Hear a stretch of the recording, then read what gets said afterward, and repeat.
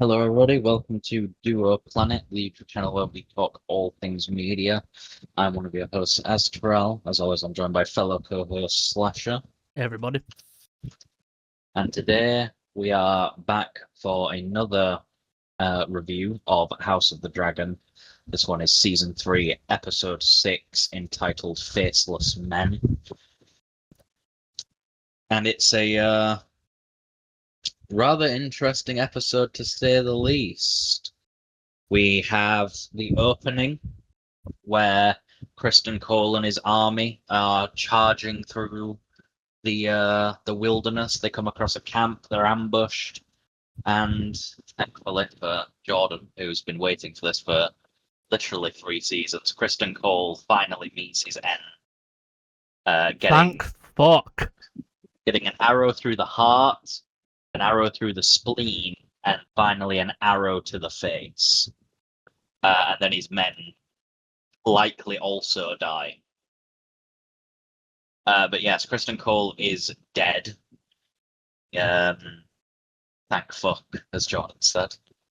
What a guy, you know. We have Rhaenyra plotting things. Rhaenyra is sending Alicent to Harrenhal to try and get Aemond killed. Aegon, Larys, and one of the Lannister brothers is planning to try and get away, but Rhaenyra knows that one of the Lannister brothers is heading to Rook's Rest. Daemon catches who I believe is the ringleader of the plot in King's Landing, the one that's been killing all of the City Watch. Corlys Velaryon is told that he must return to King's Landing because he's been away for too long. Only for Ormond, who suffered a disgrace earlier in the episode when Rhaenyra sent Baratheon envoys covered in shit to treat with him. Ormond sends some men, and one of my favourite characters in the series finally meets his end as well, Mr. Corlys Velaryon. And yeah, I mean, there's a lot going on. This is the second to last episode. Third to last episode, not second to last. Third to last. Next week's the penultimate episode. Probably going to kick some stuff off there, and then the finale is obviously the week after that. Let's get into this. Let's see. I'm gonna say, one, we got some banger tracks in this one. They're putting some good music to this. Quite good. The music is really good. Best performances might be difficult this week. Let's see. I want to give it to Kristen Cole's actor just for that death. Yeah, but it's not hard to get shot in the face with an arrow. I would say that Daeron, Prince Daeron Targaryen, Ormond's little bitch, basically. I'd say he had pretty good. He had a pretty good scene with Gawain Hightower when he arrived at Tumbleton. Yeah. James Norton as Ormond Hightower. Oh god, as Ormond Hightower was also really good, especially in the scene with said Baratheon shitty men. He played that off quite well, and I imagine that was actually a genuine reaction because knowing Game of Thrones productions, they probably did smear shit onto the clothes of the people just to get a genuine stench reaction, which might not be true, but I think it'd be funny if they did. Yeah, and then imagine being in that being in that dressing room and hearing that you're going to be covered in shit. What is her name? Kat. Hugh's wife. She had a pretty good scene where she basically tells Hugh that she doesn't want him anymore and that she wanted him with her, and he chose to go off and try to become a dragon rider. And he did, and she was like, "Fuck you." So I would say those ones are probably the highlights of the episode. Yeah, great acting, great action set pieces. The fight at the start of the episode was really good. Kristen's death was also fantastic. Yeah, brutal.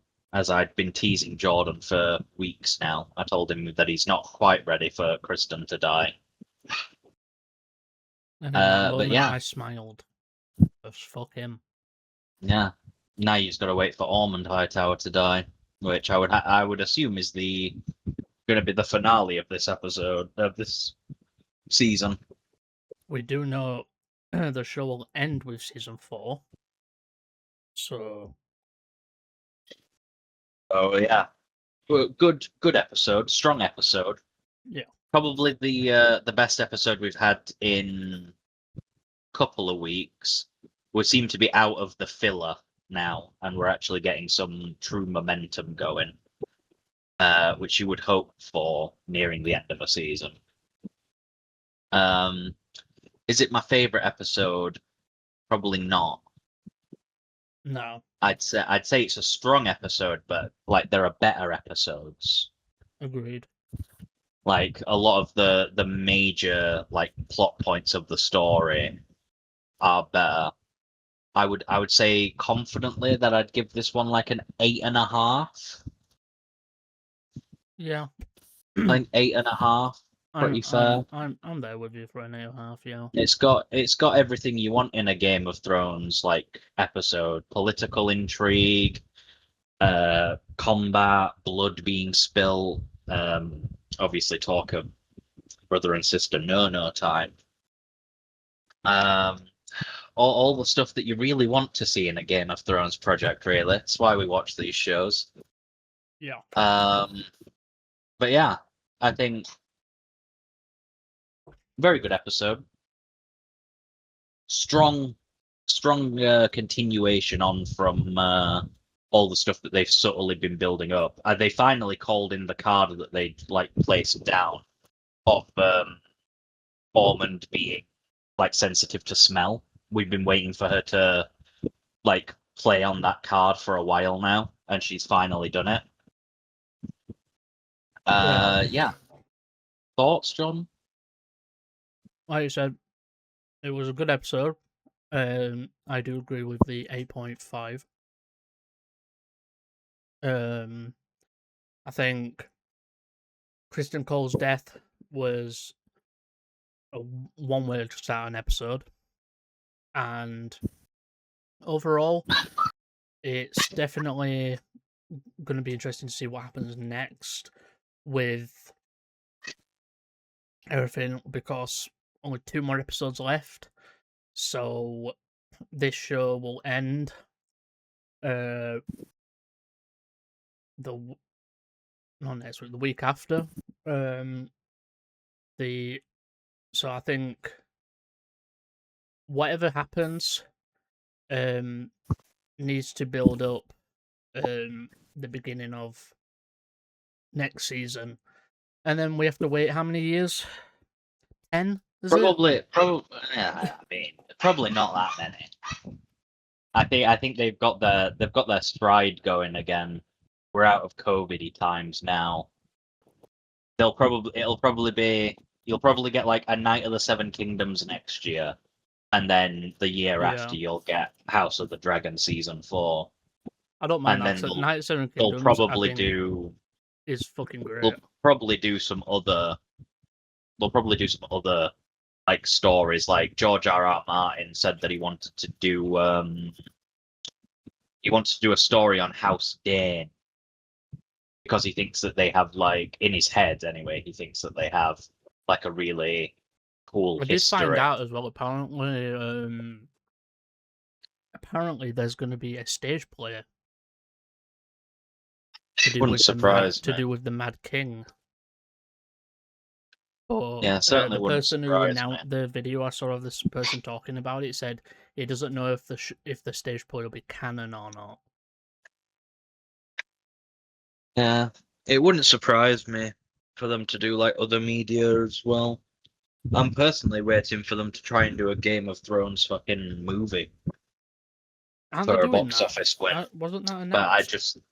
I just don't know how they pull that off, because you've got to think that like these shows run for like 4-5 hours on like totality. Some like actually, to be fair, it's closer to like 8 hours. Like each episode's like near an hour. Yeah.